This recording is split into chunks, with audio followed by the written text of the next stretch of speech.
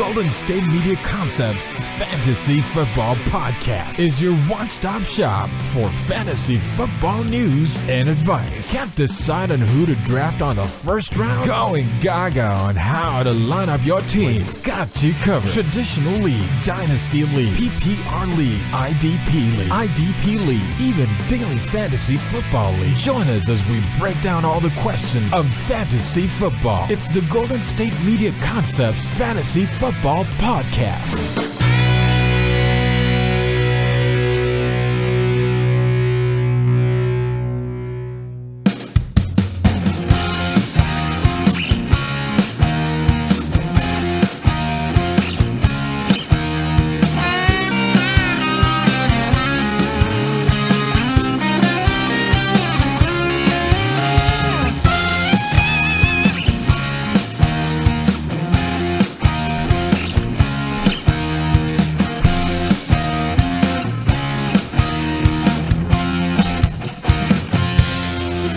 Thank you for tuning in to the Golden State Media Concepts Fantasy Football Podcast, where we discuss everything in the world of fantasy football. As always, I'm Jeremiah. And I'm Anthony. And we're back again.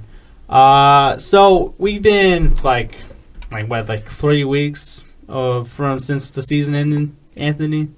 2 weeks. 2 weeks? I don't know. It seems longer. So Super Bowl, so it's 2 weeks. Man, it seems so long ago that... It does seem like a long time ago. It seems so long. I think it's because... I think it's because I do the football show every day, and then, we still do it on a daily basis. So I think that's why it feels so long. Right. But, this is the fantasy show, and, a lot of things that happen in the offseason will impact fantasy value on certain players.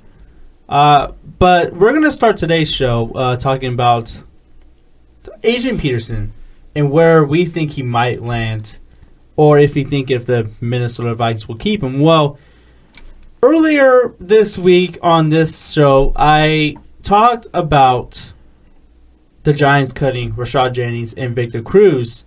I did talk about Paul Perkins from a fantasy standpoint and how it increases his value. Well, Adrian Peterson took to Twitter and says, the Giants have been making some interesting moves. So with Adrian Peterson tweeting about the Giants' quote-unquote interesting moves, maybe there's a possibility that the New York Giants and Adrian Peterson could get some mutual interest there. Right, because that was the thing people wanted to be. They want Adrian Peterson because he's probably not going to be in Minnesota, right? No. There's enough of a cap hit with him. He's been injured the last few seasons. He's had other stuff going. He's basically probably not going to be with the Vikings after this. So they're like, oh, okay, cool. Let's see where he goes. And then you have this. All he says is the Giants have been making some interesting moves. That's all he said. He didn't say, I would like to play there. This team is great. He just said interesting moves, but we're so, hungry for something like that. We're just oh, he's moving. Let's go. This is going to be great. But, he might also go to the Steelers or the, Packers or something like that. He might go to a team like that. The Giants, I wouldn't be opposed to. I mean, it'd be kind of a nice move, would it?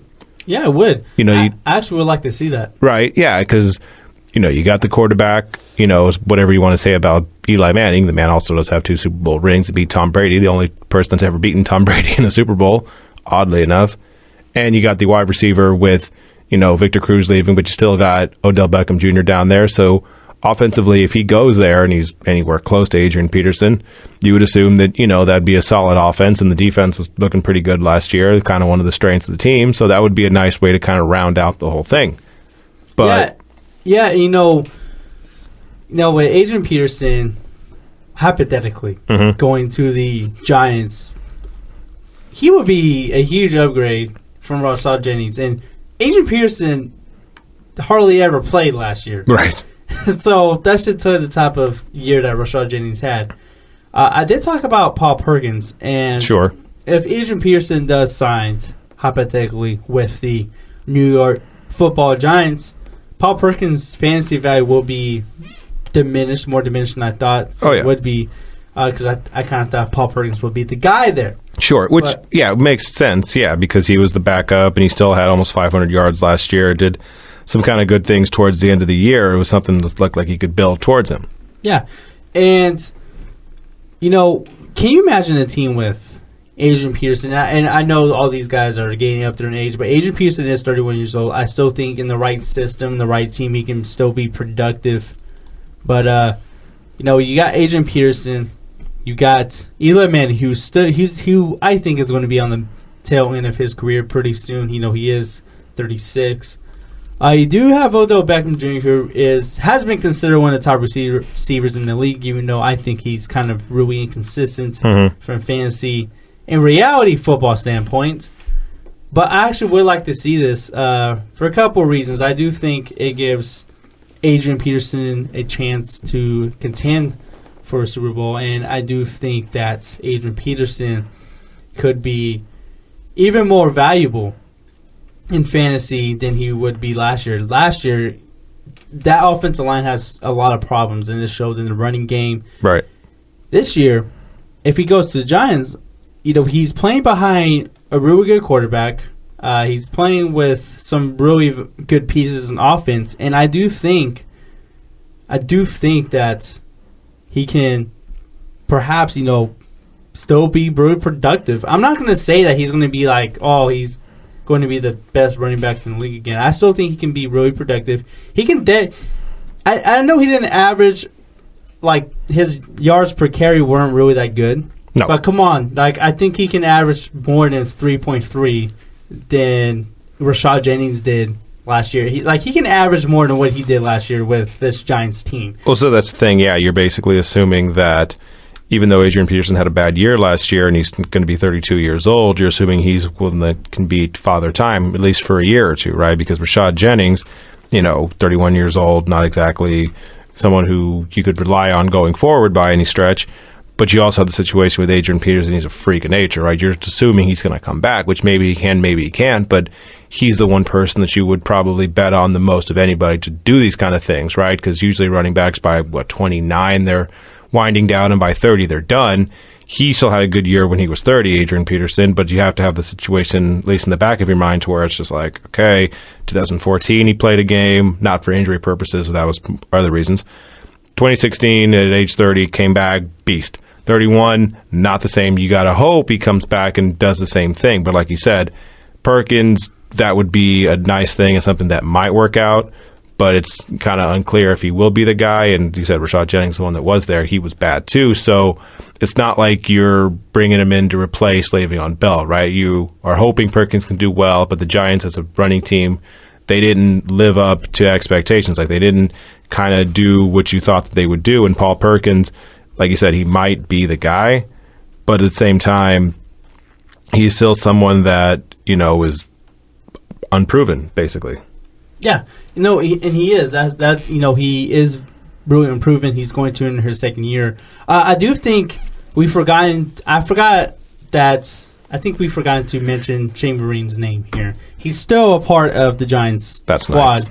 So you got a potential squad of Adrian Peterson and Paul Perkins and Shane Vereen. So it looks like it can be productive. But the thing that Adrian Peterson does have against him is his age, his history, and his health. And, what I mean by his history, I do mean that he was suspended for 6 games for the personal conduct policy for his involvement in a child abuse case. So maybe the Giants might stay away from that because of what happened. The Giants signed a kicker, kept a kicker that was domestically beating his. So I'm just saying, I was getting to that. So it could make, the Giants organization were under scrutiny because of that. So maybe they might get away. But from a football standpoint and a fantasy football standpoint, Adrian Peterson is coming off a torn meniscus in his knee. And I think this was probably the worst year I've ever seen in Adrian Peterson. And he's 32. He's going to be 32 next month. Right. So that's aging for an NFL running back. Sure. But Adrian Peterson does have, this is what he has going for him. I do think, he's a freak of nature. We've seen him coming back from a torn ACL before. Probably had his best year after that. I think that was the year he was the MVP. That's the year he had 2,000 yards, but also he was also 27 years old. That was true. So it remains to be seen what Adrian Peterson and the Giants happen to do. And, Adrian Peterson, I think, is going to get some interest. I do think he might come cheap. I think he might come on a bargain. I think he's someone that you can sign for a 1-year deal, maybe 2-year deal. Oh, yeah. Around $3, $4, $5 million. But he is going to generate some interest. I can see him going to the Packers. I can see him going to the Giants. I do think that's a very big possibility. I do see him going to a team. I just can't see Adrian Peterson being a free agent. I just can't, unless he's retired. No, I don't. He'll go to some team because he's so talented, or at least he was so talented. Who knows if he still is? He was so talented forever in the NFL with the Vikings that you can see a team just trying for a year, just saying look, let's see if we can make you into somewhat of what you were before. Because we all thought this year they'd come back and he'd be Adrian Peterson, because last year he had 1,400 yards, almost 1,500 yards, and he was still Adrian Peterson. He led the league in rushing and yards per game. He was somebody who, was a beast all of last year at 30 years old. And we're like, wow, okay, Father Time isn't a thing for him. Then he came back this year, and after game 1, then he got hurt and he was gone for a long period of time. Then he's like, oh, I'm going to come back at the end of the year and I'm going to, play. And I was like, wow, okay, he came back faster than we thought. And then he was bad in that game, and then he didn't play the last game of the season. So it was really something where he could just never get, his legs under him and basically play a full few games to get everything nice. But, you're just doing this off of hope now, right? That's all it is. You're basically hoping that he can channel a solid percentage, not be the guy, obviously, from 2009. That dude's not coming back. But be someone who, is able to help out, right, as far as running back goes. Because, like I said, you got Odell Beckham and Eli Manning who can kind of take the pressure off in that aspect, which he's never had before outside of when he had Brett Favre in 2009 when they went to the NFC Championship game. He's never really had someone to rely on. It's always been here, Adrian, carry the ball a bunch of times and bail us out. That's always been what it was for him. And now would be the first time since the Brett Favre years where he can actually not worry about okay, I got to go out and do this again. Okay, so I got how many people in the box? 8 in the box. Okay, that's going to suck. All right, let's go. He's actually going to be able to breathe a little bit easier with the people around him on offense. Yeah, and the thing that is underplayed here is there's going to be depth right behind Adrian Peterson. So I don't think the Giants will run him 30 times a game. No. Or at least make him a third down back, because they do got Paul Perkins, who was productive. They got Shane Vereen coming back as well, who they see as a passing back. Sure. For this team, and this will probably be a really good talented team, probably the most talented team that Adrian Peterson could potentially play with. But I do want to say, Adrian Peterson is still part of the Vikings organization. I do think we got to get that clear, is that he's still part of it. He has to be released. We're just speaking hypotheticals here. Yeah. So we're just saying eventually if he ever does become released. But it would be pretty fun. It would be pretty fun, honestly, from a fantasy standpoint, to see Adrian Peterson play for the Giants. All right, well, we're going to take our first break here, and we're going to discuss Tony Romo, Anthony. Because that's what we're going to do. I think we're going to talk about Tony Romo pretty much the entire offseason. Probably. Yeah, so we're going to talk about Tony Romo when we get back to the Goes to Me Concepts Fantasy Football Podcast. Are you looking for the very best NFL and college football podcast? Then check out the GSMC Football Podcast. Get the latest football news both on and off the field. From the NFL Draft to trades to the rumor mill to the NFL Combines. They got you covered. That's GSMCpodcast.com/football-podcast. Get updates on college rivalries, game day insights, and much, much more. It's football talk the way you want it. This show eats, sleeps, and breathes football. Don't forget to like them on Facebook and follow them on Twitter. Visit GSMCpodcast.com for more info.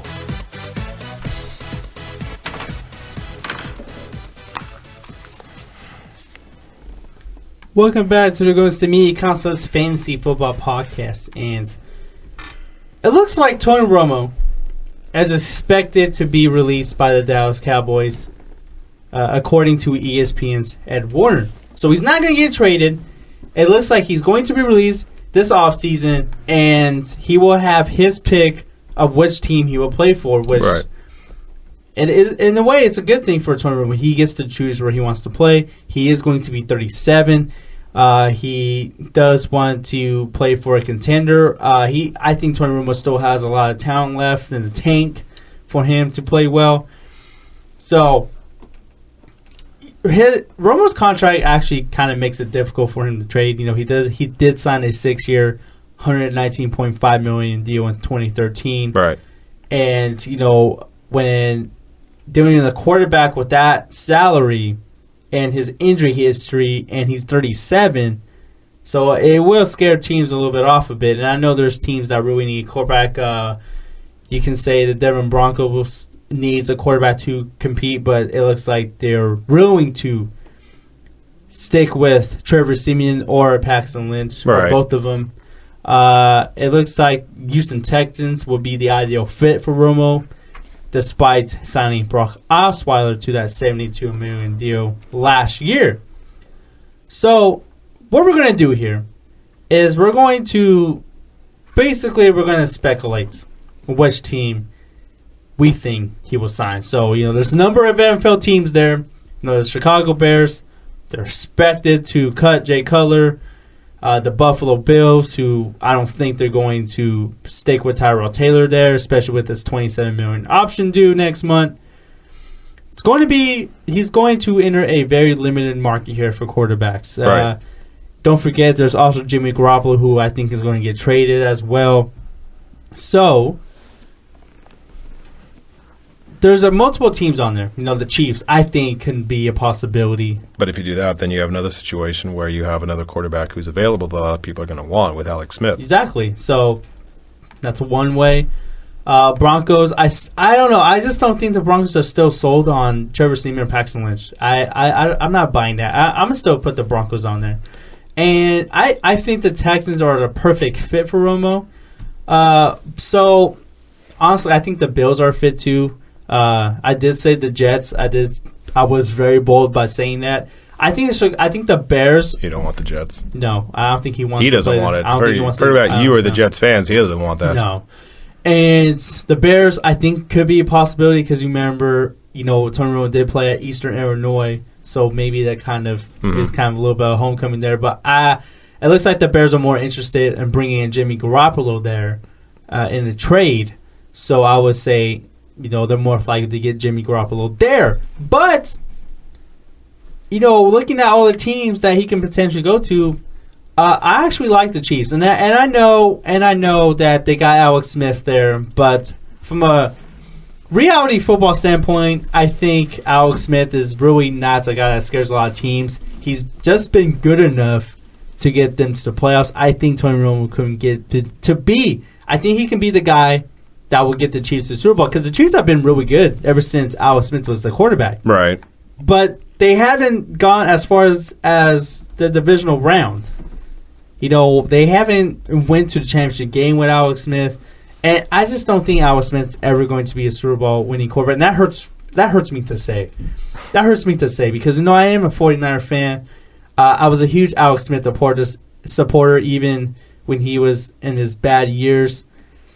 And it hurts me to say that, but I just don't think he is. And I do think if Tony Romo goes to the Chiefs from a fantasy football standpoint, that bodes well for Jeremy Maclin, definitely Travis Kelce. Right. And you can't forget about Tyreek Hill. So I do think from fantasy standpoint, that would boost those players up so much. The Broncos, if he does go there, and the Broncos do happen to get some interest there, Demaryius Thomas, Emmanuel Sanders are definitely second-round picks. And Houston Texans, DeAndre Hopkins would probably be a relevant fantasy receiver again. I know, my boy. I know that's your boy, and then maybe CJ Fedorowicz can get some play in there. Who's also your boy by default. Different boy, but yeah. You have the situation with Romo. The Texans would probably be the best scenario for him, right? Because you have the situation where they're in a bad division, right? You basically just have to worry about the Colts, maybe the Titans, but the Jaguars are bad. They're going to be bad next year. It's not like they're going to all of a sudden be 10-6 next year. They're probably going to go 6-10 again because that's what they do. You have the situation where they already had the schedule released as far as who they're actually playing. They don't know the date of it, but they know the teams are playing. And with the Colts have the worst or the best record or best. The teams are playing are bad, and it'll be the same thing basically for the Houston Texans, except for 2 games because you're going to play the same division. You're going to play the same out-of-division players because you play 2 different divisions, right? So they're going to play the AFC North. They're going to play the NFC West. So that'll help out because you also get the Browns in the middle of that. You get the Niners in the middle of that. You get the Rams in the middle of that. So those are nice little wins for Tony Romo. And then if he can make it to the playoffs, then you can go from there. They have a really good defense. They're getting J.J. Watt back. I think that's probably the best scenario for him, both for a fantasy football perspective and just for a winning perspective of him being able to leave. Also, if that's the case, then you get the nice little added stuff of he's still in Texas, and you get to, basically fight for supremacy in the state of Texas against the Cowboys. And you get a scenario where if they're better than the Cowboys, like if the Cowboys decide to regress because all of a sudden they start to figure out, what Dak Prescott can do, and all of a sudden they go from 14 and 14-2? Yeah, I think 13-3. 13-3.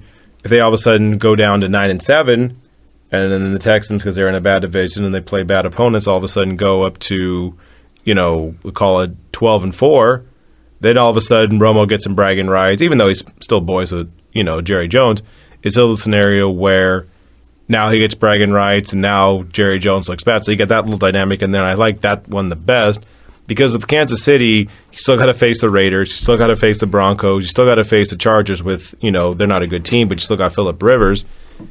And same thing if you go to Denver, you have to face other good teams. At least with the Texans, it's the easiest probably schedule, or at least easiest path for him, while also having a very talented player in DeAndre Hopkins and a good tight end in Fedorowicz to basically go forward. Even if you want to say something like the Bills, yeah, the Bills are great, but the Bills also have to face the Patriots all the time. That's going to be a nightmare. The Dolphins made the playoffs last year, and the Bills, maybe they're a good team, maybe they're not. Maybe, Tyrod Taylor wasn't as good as Romo is, but it's also a scenario where, the division's really good. The best thing I'd honestly say of all of the teams would probably be the Texans just because it's the easiest path. Yeah, and I do think he's going to go there for that reason. He has an easy division, the best defense in that division. That's getting Watt back. That's getting J.J. Watt back. And don't forget, Jadeveon Clowney played lights out. Whitney Merciless was really good for him, yeah. So if Tony Romo goes to the Texans, this team is a Super Bowl contender.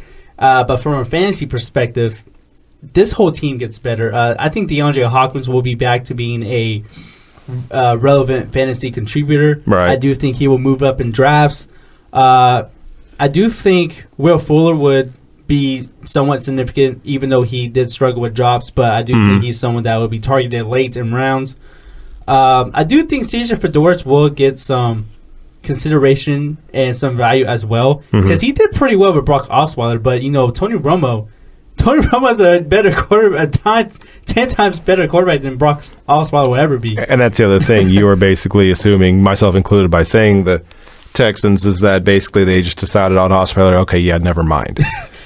And I think they would. Because he signed that 4-year, $72 million contract.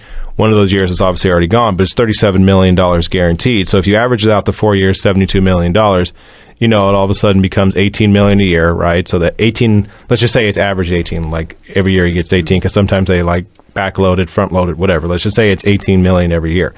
So he's already 18 of the $37 million. So he's basically halfway done with his contract anyway. So it's a $19 million cap hit if they release him this year. Maybe they just keep him on the team as an insurance policy, basically. It's like, okay, Osweiler, you're going to stay. You're going to be the backup, though. And we're basically going to decide, Romo's going to be our starter. But if his back goes out again, which is totally possible, we're going to go back to you. Now, maybe he gets kind of in his feelings about that because it's basically the same thing that happened only with the back and the neck with Peyton Manning over in Denver. But again, $72 million, $37 million guaranteed. That tends to help your ego out a little bit if you're mad that you're not playing. And then after this year, if they cut him, then all of a sudden the cap hit's not as big. But this year you kind of have him as an insurance policy, and it's not something we haven't seen before. We saw Seattle where they had Matt Flynn. They signed him, and then they had Russell Wilson as a rookie, and they're like, oh, yeah, never mind, Matt, you're going to be on the bench. Never mind, we're going to go with this guy because we like him better. That's not out of the realm of possibility. It's just not as common because so much money is devoted to, the quarterback, and, you can't have, 2-3 quarterbacks making a bunch of money because that doesn't allow for other people on the team to get paid as well because it's a salary cap league. Yeah, and in a way, it does hurt the Texans in a salary cap standpoint. But, I do think that is a real possibility, and I actually think the Texans would like to have Brock Osweiler as an insurance policy. He's a pretty good backup. He's shown in Denver that he can be a valuable backup. But when you have Tony Romo on your team, you need a good backup. Just look at what the Cowboys did. They drafted Dak Prescott. And, I do think the Cowboys are they're not going to go 13-3, but I do think there'll be 10 wins. And can you imagine, hypothetically, if the Cowboys were good again and the Texans happen to make the playoffs and they happen to meet the Super Bowl, Texas, Super Bowl, Houston versus Dallas. Can you imagine the storylines in that game? Oh, that'll be if that actually does happen, the internet might actually break on that because you'll have Tony Romo, which the internet loves. You'll have Jerry Jones, which also the internet loves. And you'll be able to basically, you'll have the two of them the whole week just talking about oh, we're sorry that we let go of Romo, but we, decided to go with Dak Prescott. We thought it would be good. Okay, never mind. I was looking it up to see if it was actually in Jerry World. No. Because that would be even better. That would just be it's in Minnesota. Yeah, it's in Minneapolis at the new at US Bank Stadium. Yeah. I think, yeah. But that would have been something to see this year. Yeah. But, we'll have to play the wait and see game with Tony Romo. It's going to be probably one of the funnest things to watch in this offseason. All right, well, we're going to take our last break here. When we get back, we're going to talk about Tom Brady. It looks like Tom Brady and the Patriots are working on a contract extension, so it makes it so Brady looks like he's got to play until his 40s there. Mm-hmm. So we're going to talk about that when we get back to the Golden State Concepts Fantasy Football Podcast. Check out the show that's built on the MMA. From the UFC to extreme cage fighting, they got the fights covered. Check out the GSMC MMA podcast. Get the latest news on past or upcoming fights. Join us as we talk to and about some of the biggest names in the MMA, past, present, and future. When it's the fight game, there's just one show to check out. GSMCpodcast.com/MMA-podcast. Don't forget to like them on Facebook and follow them on Twitter. Visit GSMCpodcast.com for more info.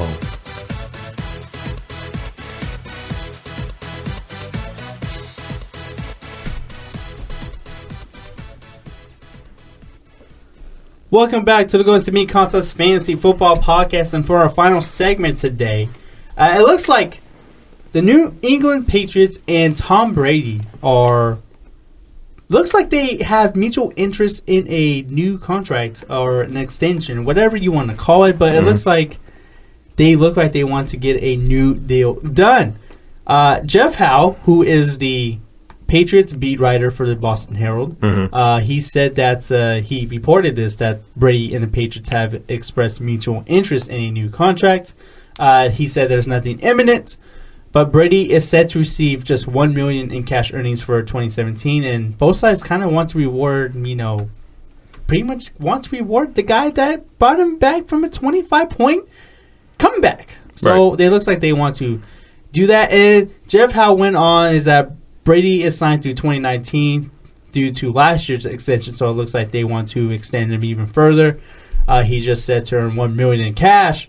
But also has a $14 million cap hit. Right. We also remember what happened last year. You know why they restructured it?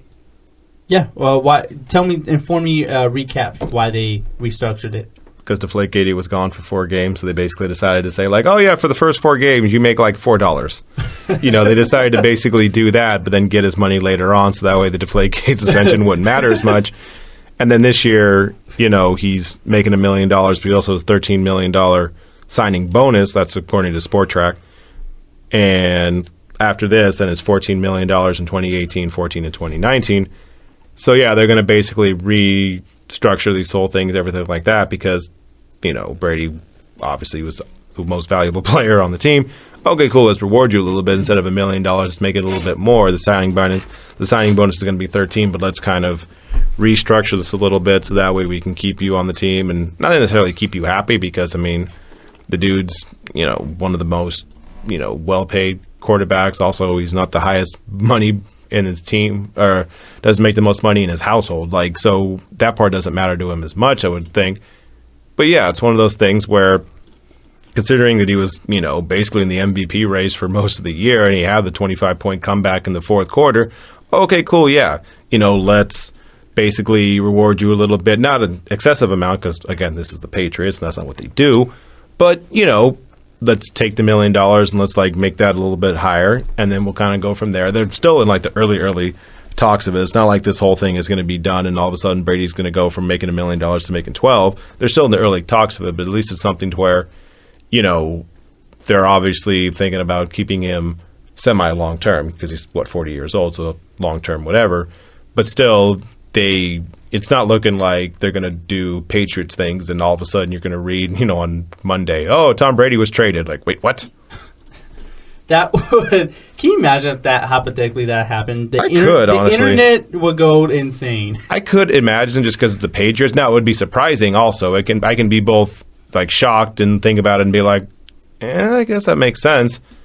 But yeah, for them, and this is what they do, but at least with him, he seems to be the one exception to that rule. Well, Brady did say he doesn't want to play for another coach, so I don't think it's going to happen anytime soon. I think if they did cut him, he might play with another team, but then again, he's got 5 rings, and he can probably just be like, all right, look, man, I'm out.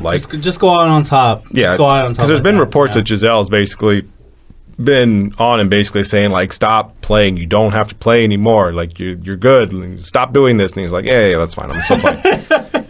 Yeah. But it's one of the things. Probably it's just why do you keep playing? Why is it something that you continually want to do?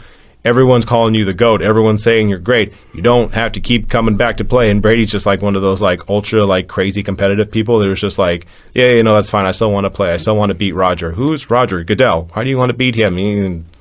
Spygate, I got suspended. This is stupid. I don't want to do this to Flagate. Now I get this stuff. No. He's ultra competitive. And he's going to want to play till he's 45. Will that happen? Probably not, because name a quarterback that played till 45 that was good. And we're talking about good because Patriots, if they're bad, they'll cut you. And they'll do that to Brady eventually if he's not what he is now. Because if he'd have been the first half Brady for the whole game, then I don't think he gets this restructuring of the contract. It's the second half where he came back and was amazing that got him this restructured deal. Yeah, and definitely, that comeback really is playing a huge part in this. So we're going to talk this from a fantasy football perspective because this is the Fantasy Football Podcast. So what does this do for Tom Brady's fantasy value and the people around him? Because, they got some free agents. Martellus Bennett is going to be a free agent. I think they're going to let him walk because, Gronk is going to be back. So it looks like Gronk's fantasy value is going to be really high because of Martellus Bennett not going to be there. But if Gronk stays healthy, he's definitely going to. I think he can be the top tight end again.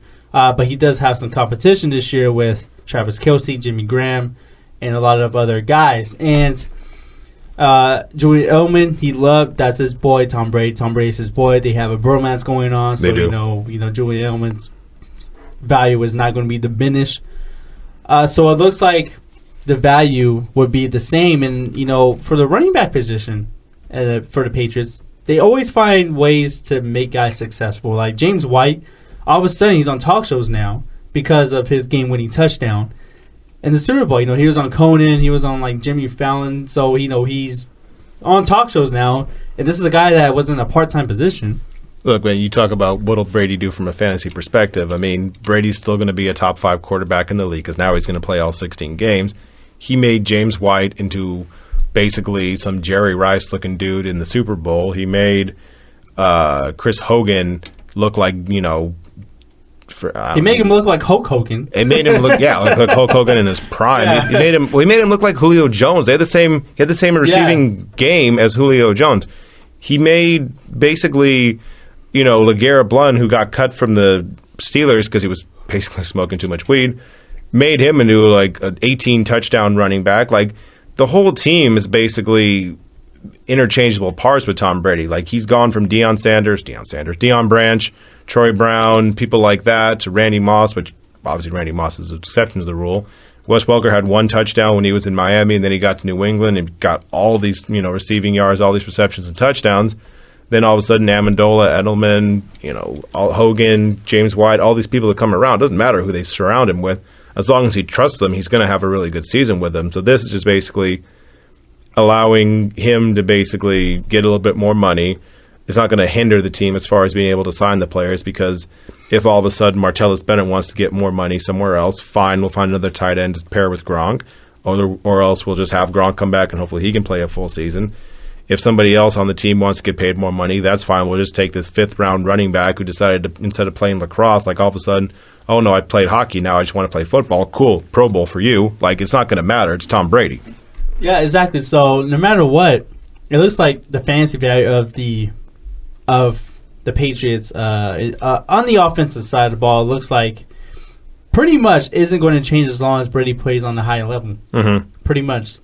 But when we look forward to next year, who knows who's going to do what? Like, I am expecting a huge year from Gronk because it is Gronk. Right. I'm expecting a solid year from Edelman, and we saw the targets that he drew. It was like it was insane. Like, yeah, that's the thing. You can expect it was like 158 targets. Yeah, like there's a couple of things. Like, yeah, you don't know who's necessarily going to be, the greatest on the team because it can be in flux sometimes. But Tom Brady's going to be doing well. Even though he's 40 years old, you assume he's still going to be Tom Brady-like because he's probably still going to be motivated to do things because he doesn't want to basically just, end the whole Deflategate. He's going to be mad about that for the rest of his life probably.